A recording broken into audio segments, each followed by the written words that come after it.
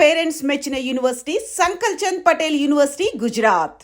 మనతో పాటు ఉన్నారు విశ్వ నియమాల ప్రచారకురాలు లక్కరాజు నిర్మలమ్మ గారు. ఇప్పుడు అమ్మతో మాట్లాడి మరిన్ని విషయాలు తెలుసుకుందాం. అమ్మ నమస్కారం. నమస్తే. అమ్మ, సంకష్టహర చతుర్థి అంటే మనం ప్రతి మాసంలో వచ్చినప్పటికీ ఒక్కొక్క మాసంలో ఒక్కొక్క పేరుతో ఆ విఘ్నేశ్వరుని ఆరాధిస్తూ ఉంటారు. విశేషంగా ఈసారి వచ్చిన ఈ సంకష్టహర చతుర్థి 2026లో రాబోతున్న సంకష్ట చతుర్దశి. మరి ఈ రోజున ఎటువంటి విధానాలు ఆచరించాలి అంటే, కొంతమంది ఇప్పటి వరకు అసలు ఈ సంకష్టహర చతుర్థి విధానాన్ని ఆచరించని వారు ఉంటారు, కొంతమంది ఆల్రెడీ చేస్తున్న వాళ్ళు ఉంటారు.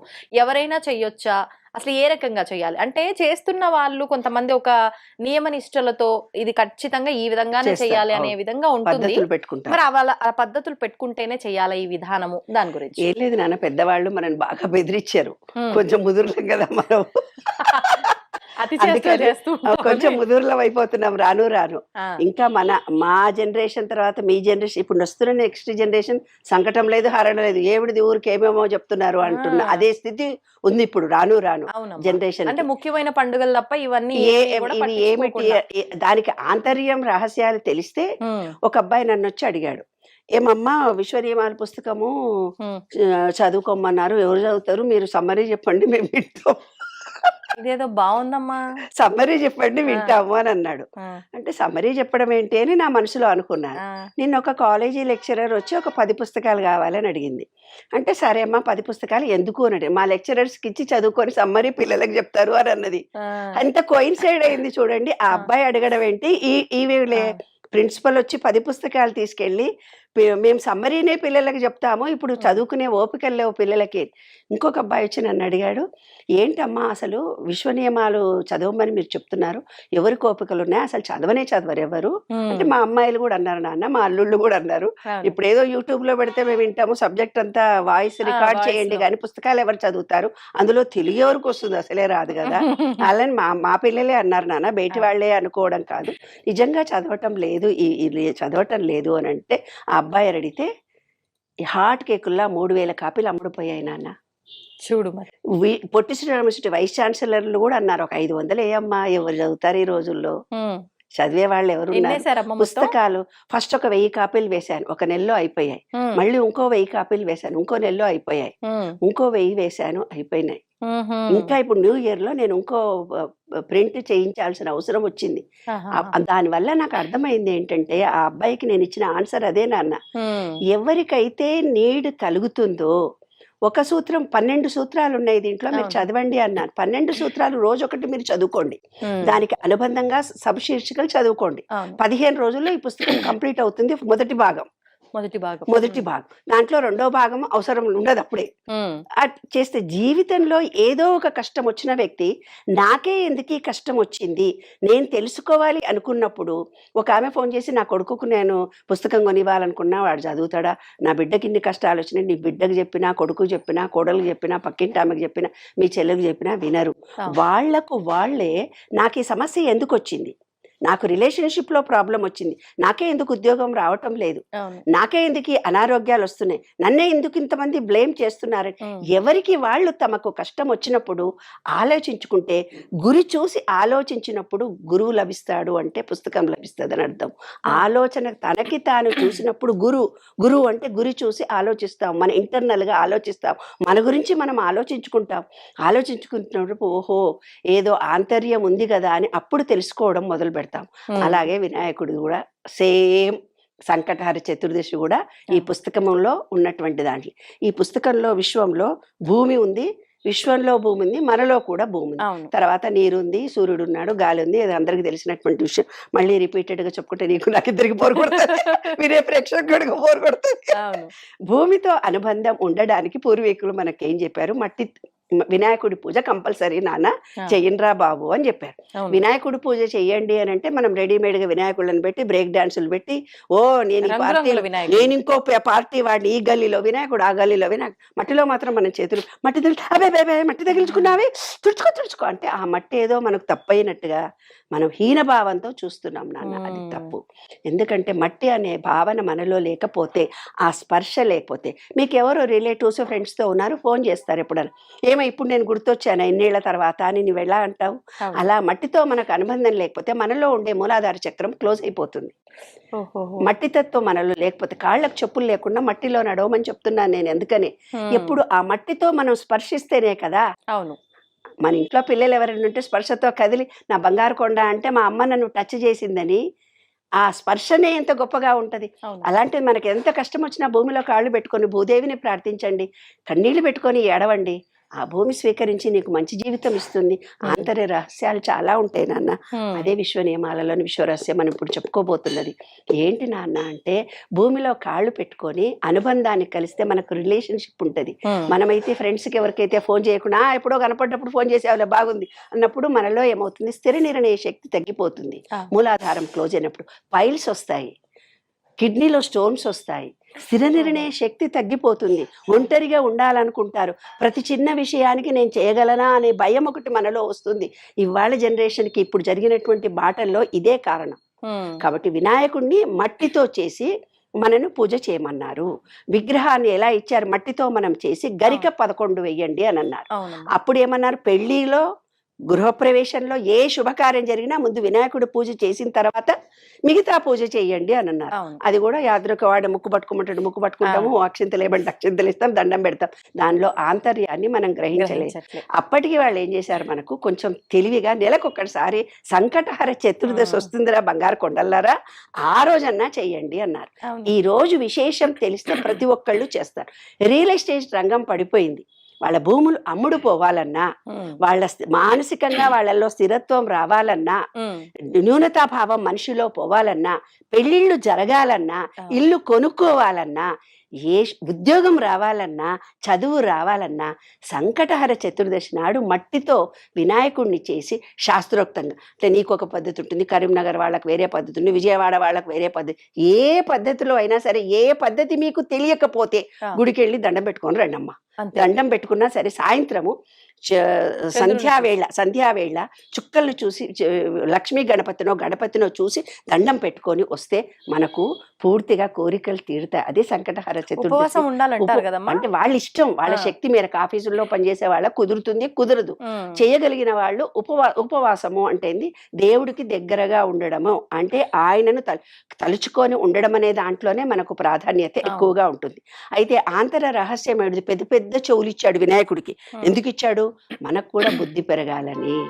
చిన్న వినాయకుడిని, చిన్న శరీరం ఉన్న ఎలకనిచ్చాడు అంటే శ్రవణము చాలా తొందరగా మనం గ్రాస్ప్ చేసుకోవడానికి ఎలకను సూచించారు. తర్వాత ఏమిటి, మనస్సుపై మనకు నియంత్రణ ఉండాలి అనేది. చిన్న శరీరం ఉంటే తొందరగానే ఎక్కువ లావుంటే అయిపోయి తగ్గించుకొని రాపో, నీకు పిల్లలకి పుట్టాలన్నా, వాకింగ్ చేయాలన్నా, హార్ట్ అటాక్స్ రాకుండా తగ్గించుకో. సన్న శరీరం అంటే చిన్న ఎలక, దానికి సూక్ష్మంగా ఏ చిన్న శబ్దమైనా గ్రహించే సూక్ష్మ శక్తి మనలో వస్తుందని. తొండము ఆకారాన్ని సూచించడంలో మన మూలాధార చక్రం కుండలిని ఇలా ఉంటుంది. అంటే పైనుంచి వెళ్ళినటువంటి ఏదైతే గాలి ఉంటుందో అది కుండలిని ఓపెన్ చేసి మళ్ళీ ఇలా వినాయకుడి రూపంలో ఓంకారంలో ఉంటుంది. అంటే మన మూలాధార చక్రాన్ని వినాయకుడు అని, ఓంకారము అని, ఓం అని జపించాలని చెప్పడంలో ఆంతర రహస్యాలు ఇవి.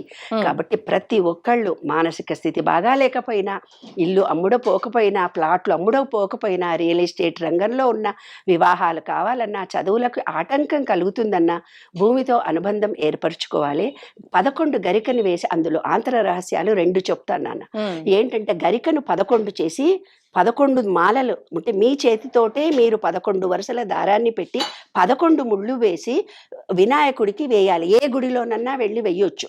ఏ గుడిలో వేయాలి అనుకో, డబ్బుకు సంబంధించిన దాంట్లో ఉద్యోగం కానీ, రియల్ ఎస్టేట్ కానీ లక్ష్మీ గణపతికి చేయాలి. మామూలుగా వివాహాలు ఇంకే చిన్న చిన్నవి ఏమన్నా కోరికలుండి తీరాలి, చదువు అది అనుకున్నప్పుడు మామూలు గణపతికి వేయాలి. 11 గరికను తీసుకొని, గరిక అంటే ఈ విశ్వంలో శాశ్వతంగా స్థిరంగా ఎనర్జీ ఉన్నది గరిక. కాబట్టి వినాయకుడికి 11 గరికను ఒక చోట పెట్టి ముడి వేసి 11 వేసి దేవుడికి వేయాలి. లేదు కొంతమందికి కుజదోషం ఉంటుంది, వివాహాలు జరగవు అంటారు. అప్పుడు ఏం చేయాలంటే, అరటిపండు ఉంటుంది కదమ్మా, అరటిపండుని మామిడి తోరణాలు మనం ఎలా కుచ్చుతామో 11 అరటిపండ్లను ముడివేసి సంకటహర చతుర్దశి నాడు వినాయకుడికి వేస్తే కుజదోషం పోతుందని శాస్త్రాలు చెబుతున్నాయి. భార్యాభర్తల మధ్య అనుబంధం లేకపోయినా ఏవైనా ఇబ్బందులు ఇలా వచ్చినా ఆ వినాయకుడికి సంకటహర చతుర్దశి రోజు ఏమీ మీకు ఓపిక లేదనుకున్నా ఓం గం గణపతే నమః అనుకోండి, ఓం గణపతే నమః అనుకోండి. సాయంత్రం దాకా మనసులో గణపతిని తలుచుకొని మట్టిలో కాళ్ళు 5 నిమిషాలు పెట్టండి, గరికలో కాళ్ళు 10 నిమిషాలు పెట్టి మా పాపాలని తొలగిపోయినాయి, థ్యాంక్ యూ వెరీ మచ్ అని ఆ భూతత్వాన్ని మన శరీరంలోకి ఇముడ్చుకొని విశ్వ చైతన్య శక్తిలో నేను మమేకమవుతున్నానని మనస్ఫూర్తిగా ఇప్పటిదాకా నేను ఎవరినైనా తప్పుగా భావించి క్రిటిసిజం చేస్తుంటే క్షమించండి, ఎవరి మనసైనా బాధ పెట్టుంటే క్షమించండి. ఈ మూలాధార చక్రం యాక్టివేట్ అవుతుంది. నేను అద్దె ఇంట్లో ఉండి ఓనర్స్ను ఉంటే నన్ను మనం ఎక్కడన్నా ఏదోదో హాస్టల్స్ లో ఎక్కడెక్కడో ఉండి ఏదైనా వస్తువు ఇరగొట్టొస్తాం, అవి కూడా తప్పు చేస్తుంటే నన్ను క్షమించండి అని మొక్కుకుంటే సొంత ఇల్లు వచ్చే అవకాశాలు ఉంటాయి. క్షమించమని వేడుకోవాలి. మట్టిలో కాళ్ళు పెట్టి, గరికలో కాళ్ళు పెట్టి హృదయ సమర్పణగా నమ్మకంతో ప్రేమతో చేస్తే కోరిక తీరుతుంది. ప్రకృతితో మమేకమై ఉండాలి, తెలిసి తెలియని తప్పులకి సారీ చెప్పుకోవాలి, భగవంతుడి విషయంలో కృతజ్ఞతతో ఉండాలి. అంతే నాన్న. వినాయక సంకటహర చతుర్దశి హ్యాపీగా, ఆనందంగా, సంతోషంగా ప్రతి నెల 11 నెలలు చేస్తే కోరికలు తీరని ఉండదని శాస్త్రం చెబుతుంది. కనీసం 9, కనీసం 3 ఏవైనా సరే ఆ చతుర్దశి నాడు ఆ విశ్వంలో నుంచి విశ్వ చైతన్య శక్తి మూలాధార చక్రానికి సంబంధించిన ఎనర్జీస్ మనకు వస్తాయి, అవి యాక్టివేట్ అవుతాయి. అదే అంతర రహస్యం. మన పెద్దవాళ్ళు చాలా తెలివైన వాళ్ళు అంతే. అమ్మా, సంక్రాంతి రాబోతోంది. సంక్రాంతి అనగానే 3 రోజుల పండగ. కానీ ఒక డౌట్ అమ్మా, సంక్రాంతి అంటే ఇది ఆంధ్ర వాళ్ళకు సంబంధించిన పండగ, ఇది ఒక ప్రాంతీయ పండగ అని అంటూ ఉంటారు. కానీ అందరము జరుపుకుంటాం. అంటే తెలంగాణ వాళ్ళు దసరా ఎంత బాగా ఘనంగా జరుపుకుంటారో ఆంధ్ర వాళ్ళు సంక్రాంతి అంత బాగా జరుపుకుంటారు. అసలు ఇది అందరికీ సంబంధించిన పండుగ లేదంటే ప్రాంతీయానికి సంబంధించిన పండుగ? నాకు తెలిసినంత వరకు అయితే ఇది ప్రాంతీయ పండుగ కాదు, అందరికీ సంబంధించిందే. అసలు ఇది అంటే 3 రోజులతో కూడి ఉన్న ఒక పండగ. 3 రోజులు కూడా ఒక్కొక్క రోజు ఒక్కొక్క విధానాన్ని ఆచరిస్తాము. దానికి తగ్గట్టుగానే పిండి వంటలు కానివ్వండి, ఆహార పదార్థాలు కానివ్వండి, ఆచరించే విధానాలు కానివ్వండి, అన్ని దేనికది సపరేట్ గా ఉంటాయి 3 రోజులు. ఏంటి అంటే ఏం దాగి ఉంది ఈ 3 రోజుల వెనకాల ఆంతర్యం ఏంటో తెలియజేయండి. చాలా బాగుంది, మంచి క్వశ్చన్ నాన్న. ఏంటంటే నేను మనకు న్యూ ఇయర్ న్యూ ఇయర్ ఏమో ఇంగ్లీష్ వాళ్ళు చేసుకుంటున్నారు, మనమేమో సంక్రాంతి చేసుకుంటాం. పాతకాలము పోయి కొత్త కాలంలోకి ఎంట్రీని వాళ్ళు న్యూ ఇయర్ ని ఎంజాయ్ చేస్తున్నారు. మనం ఏం చేస్తున్నాము, భోగి రోజు పాతవన్నీ భోగి మంటలు వేసుకొని తలస్నానం చేసి నెక్స్ట్ డే పండుగ చేసుకుంటున్నాం. అయితే ఆంధ్రాలోనే ఎక్కువ ఎందుకు చేస్తారు? అమ్మా నేను తెలంగాణ, మా ఆయన ఆంధ్ర. ఫస్ట్ పండగకి పెద్ద పండగకి పిలువ అంటే పెద్ద పండుగ అంటే ఏమిటంటే సంక్రాంతి అని చెప్పారు వాళ్ళు. మా అత్తగారింటి నుంచి మాకు ఫోన్ వచ్చింది, అది తద్దినాలు చేసే పండుగ, మేము పిలవమల్లు. ఫస్ట్ పండుగనే మాకు డిసెంబర్లో పెళ్ళైంది, సంక్రాంతి పండుగ వచ్చింది. తద్దినాలు పెట్టే పండుగ మేము పిలవమని వీళ్ళు అన్నారు, వాళ్ళు కొట్టుకున్నారు. కాబట్టి ఆంధ్ర వాళ్ళకి ఏంటంటే సంక్రాంతి చాలా పెద్ద పండుగ. ఇప్పుడు మా అల్లుడు వాళ్ళ సంక్రాంతి కాబట్టి 15 days పోయి ఎంజాయ్ చేస్తాను. నేను ఊరు వెళ్తారా? విజయవాడ వెళ్ళి మంచిగా ఎంజాయ్ చేస్తాను. ఆ వాతావరణంలో మంచిగా అంత బాగా జరుగుతుందంటే అంత బాగా జరుగుతుంది. మా అమ్మాయి పెళ్ళి అది అత్తగారింటికి వెళ్ళట్లేదు, నేను వెళ్తున్నా. నేను మా ఆయన వెళ్తున్నాము. అంత అదృష్టం అది ఎప్పుడు వెళ్ళినా మేము కూడా ఇద్దరు వెళ్తాము. ఒంటరిగా ఉండనివ్వదు కదా మా అమ్మాయి, మీరు మాతో ఉండాలని. అల్లుడిని అడిగా, అల్లుడితో మీరు వెళ్తున్నారా నాన్న, ఊరు వెళ్తున్నారా విజయవాడ అని అడిగా. వెళ్తున్నాము అనాలా ఆంటీ? ఎప్పుడు వెళ్తున్నాము అనాలా ఆంటీ? వెళ్తున్నారు కాదు, మీరు కూడా వస్తున్నారు. అట్లా నిజంగా అల్లుడు కాదు, కొడుకే నాన్న. కాబట్టి ఈ సంక్రాంతి అనేది ఒక్కొక్క ప్రాంతంలో ఎందుకు స్పెషల్ గా జరుగుతారో మనం తెలుసుకోవాలి. ఏంటంటే పంటలు వచ్చిన తర్వాత వాళ్ళొక కృతజ్ఞత తెలియచేయడానికి. ఇక్కడ తెలంగాణ ఏంటంటే మనకు రా ప్లేస్ లో మనకు పంటలు 2 పండినా కూడా అంత పెద్ద హంగామాగా ఆంధ్రాలో పండినంత పంట వ్యవహారం మన దగ్గర ఉండదు. రా ఏరియా మనది. అక్కడ పంటలు విశేషంగా పండుతాయి. నీటి పరివాహక ప్రాంతంలో ఏమవుతుందంటే పంటలు ఎక్కువ, అన్ని కాలాల్లో వాళ్లకు పంటలు పండుతాయి. కాబట్టి మనం ఏం చేస్తామంటే తెలంగాణలో బుడుదు గుమ్మడకలు దిష్టి తీసడానికి తద్దినానికి వేస్తాము అంటాము. వడలు చేయాలి మనం ఏమన్నా అంటే తద్దినం నాడే వడలు పెడతారు తెలంగాణలో. ఏదైనా వడలు చేసినారు అంటే హోలు కొడితే ఇంక అసలు తద్దినం అనే అర్థం అనమాట.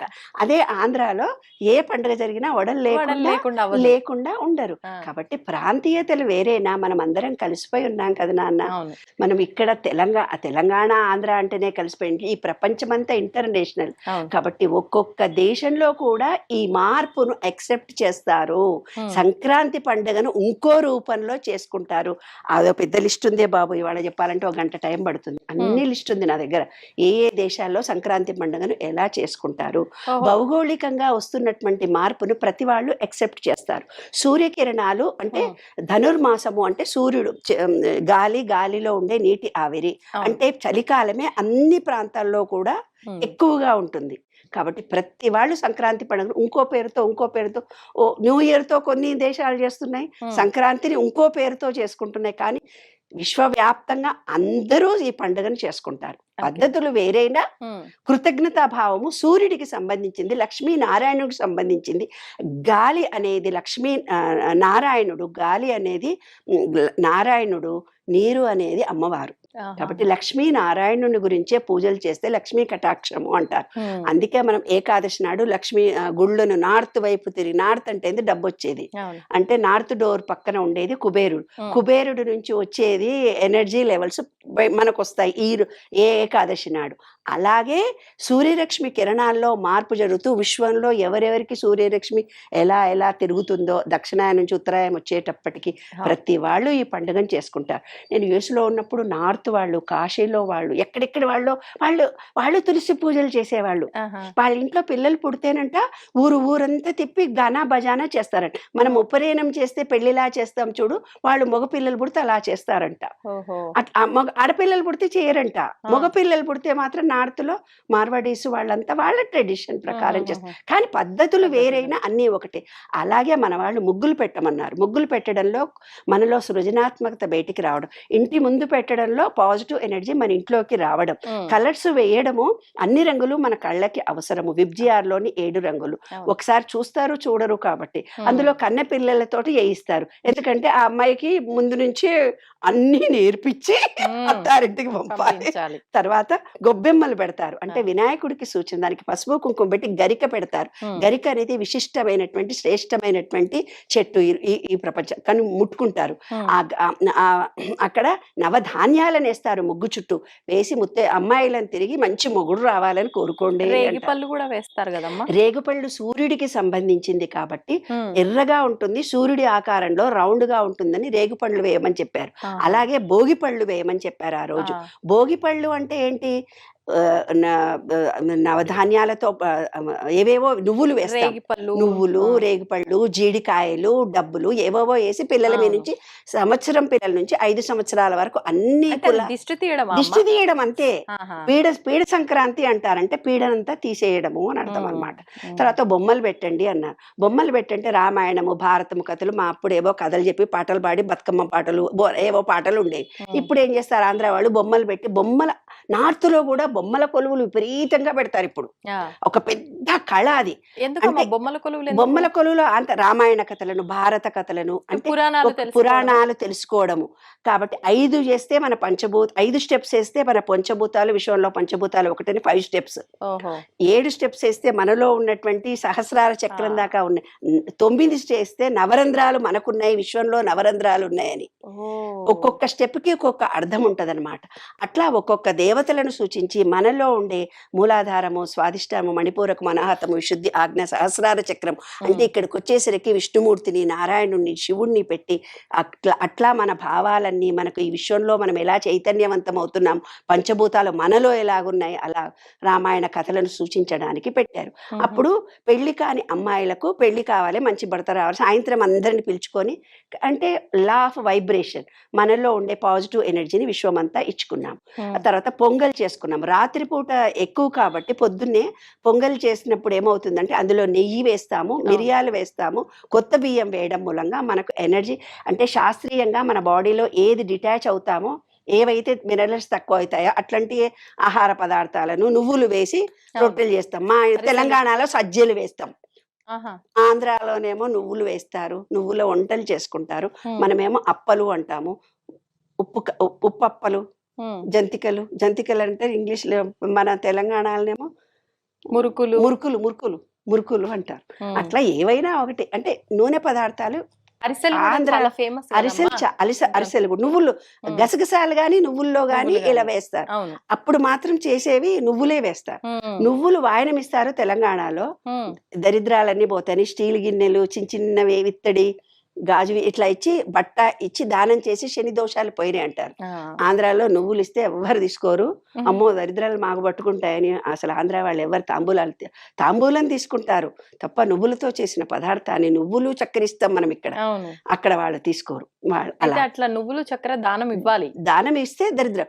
స్నానం చేసేటప్పుడు కూడా సూర్యరశ్మి కిరణాలు నా బాడీకి వస్తున్నాయి అనుకొని రేగుపళ్ళను మళ్ళంటే నువ్వులు వేసి దరిద్రం అంతా పోయిందని స్నానం చేస్తాం. భోగి అంటే మనం బ్యాడ్నంతా తీసేసుకొని 31st డిసెంబర్ చేసుకున్నట్టుగా మన బాడీలో ఉండే నెగిటివ్ అంతా భోగి పళ్ళు మంట పెట్టాము, మంట తర్వాత నూనె రాసుకున్నాము నువ్వుల నూనె, తర్వాత తల స్నానం చేసామంటే మన బ్యాడ్ అంతా పోయింది. తర్వాత మనం పండుగ చేసుకోవడానికి సమాయత్తం అవుతాం. ఇప్పుడు కనుమ మరి అంటే సంక్రాంతి మరునాడు సంక్రాంతి చేసుకుంటాం. సంక్రాంతి ఒక విశిష్టమైనది, లక్ష్మీనారాయణుడికి పూజ. అయితే తెలంగాణలో కానీ ఆంధ్రాలో కానీ ఒకటి ఉంది, పితృదేవతలను పిలిచి అంటే వాళ్ళ ఇంట్లో చనిపోయిన వాళ్ళ పెద్దలందరికీ ఆహారాన్ని ఆరగింపుగా పెట్టి బట్టలు పెట్టి ఆ బట్టలను వేరే వాళ్ళకు దానం చేస్తారు. పెద్దలకి ఇచ్చేదని ఆంధ్రాలో కూడా ఉంది. మా అత్తగారు కూడా నాకు చెప్పింది, మీ అత్తగారిని తలుచుకొని నువ్వు చీర పెట్టి ఎవరికో ఒకళ్ళకి సంక్రాంతి నాడు కంపల్సరీ ఇవ్వాలని. అట్లా ఆంధ్రాలో కూడా ఉంది. వాళ్ళ పెద్దవాళ్ళందరినీ తలుచుకొని కొంతమందికి బట్టలు దానం చేయడము అవన్నీ అన్ని కొంచెం తేడా అంతే. అన్ని రకాలైన పండుగలు అన్నీ కూడా ఒకటే. అయితే కనుమ రోజు ఏం చేస్తాము, భూమికి సంబంధించి పంట భూమి మూలాధార చక్రం యాక్టివేషన్ గురించి ఆ గోవులకందరికీ ఆహారం ఇవ్వడము, వాటితో అలంకరించడము, ఏవో సంబరాలు ఒక్కొక్కళ్ళకు ఒక్కొక్క తీరుగా వాళ్ళ భౌగోళిక స్థితులను బట్టి వాళ్ళ ఆర్థిక స్తోమతలను బట్టి ఆ పండుగలు హంగామా. పండుగకి ఇవే కావాలి, ఇలా ఉండాలి, ఇదే పద్ధతులు అని ఈ రోజుల్లో లేవు. ఎవరికి తోచినట్టు వాళ్ళు చేసుకోవచ్చు. ఎవరికి అందుబాటులో ఉండి ఎవరు ఉద్యోగాలు చేసి వచ్చి బొమ్మల కొలువు ఏ ఆడపిల్ల పెడుతుంది నాన్న? వీలైన వాళ్ళు ఇంట్లో ఖాళీగా ఉండి ఎవరో ఒకళ్ళు నలుగురుంటే పెడతారు.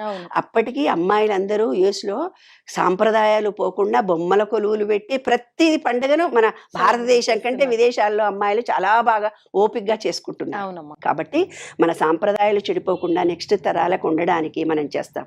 కనుమ రోజు కాకి కూడా బయటికి వెళ్ళదు అంటారు. అంటే ఏంటి, ఏ రోజైతే ఫస్ట్ సంక్రాంతి దాకా మనం ఏం చేసాము, నాన్ వెజ్ తినకుండా ఉన్నారు, కనుమ రోజు నాన్ వెజ్ తింటారు. కాబట్టి ఆ రోజు మంచిగా ఎంజాయ్ చేయకుండా ఎందుకు ఊరికి వెళ్ళాలి, మా దావత్ చేసుకుందాం మా చుట్టాలకని కనుమ రోజు దావత్ చేసుకునే రోజు కాబట్టి ఆ రోజు పశువులకు భూమికి ఈ విశ్వానికి కృతజ్ఞత చెప్పుకొని ఎవరిళ్లలో వాళ్ళు ఉంటాము. సాంప్రదాయం పద్ధతి ప్రకారం చేయగలిగితే సంతోషము. ఎంతవరకు స్తోమత ఉంటే అంతవరకు కూడా చేసుకోవడం కూడా. అంటే విశ్వంలో పంచభూతాలతో మనం మమేకం కావాలి. ఆంతర రహస్యం మాత్రం ఇదే. సూర్యుడికి సంబంధించి తెలంగాణలో ఏం చేస్తామంటే వాళ్ళ రథసప్తమి రోజున ఇంటి ముందు చేస్తాం మనం. ఇంటి ముందు గొబ్బెమ్మలు 4 మంట పెట్టి అది చుట్టూ 3 పిడకలు పేర్చి పిడకల మీద ఒక కొత్త కుండ పెట్టి పాలు పొంగించి ఇంటి ముందే పాలు పొంగించి దాంట్లో బియ్యము బెల్లము వేసి నైవేద్యం పెట్టాడు. అంటే సూర్యకిరణాలు ఆ రోజున తగులుతారు. ఆడోళ్ళు ఇంట్లో పనుంది లోపలికి పోకుండా అట్లా ఇది సూర్యకిరణాలు. కైట్స్ ఎగరేస్తాం ఇక్కడ. అంటే ఆకాశాన్ని చూడాలి కదా. భూమిలో కాళ్ళు పెట్టారు బానే ఉంది, తలస్నానం చేశారు నీళ్లతో అయిపోయింది ఏమా, సూర్యుడి కిరణాలతో ఎదురుగా ఉన్నారు, ఆ మంట పెట్టినారు, భోగి చేసుకున్నారు, అయిపోయింది. గాలిలో ఉన్నారు, అన్ని గరిక తీసుకురావడము, బయటికి వెళ్ళడము, గరిక. ఆకాశాన్ని కూడా చూడాలి, కైట్లు ఎగరేస్తారు, ఆకాశాన్ని చూస్తారు, ఎంజాయ్ చేస్తాము. మనిషి జీవితం కూడా పతంగిలాగా ఆరోగ్యంగా ఆనందంగా సంతోషంగా ఎగరవేయండి. మీ జీవితాలు కూడా సంక్రాంతిలాగా నిత్య శోభనంతో వెలిగిపోవాలని మనస్ఫూర్తిగా కోరుతున్నాను. విశ్వంలో పంచభూతాలను మర్చిపోకుండా గుర్తించుకునేవే మన పండుగలు. ధన్యవాదాలు.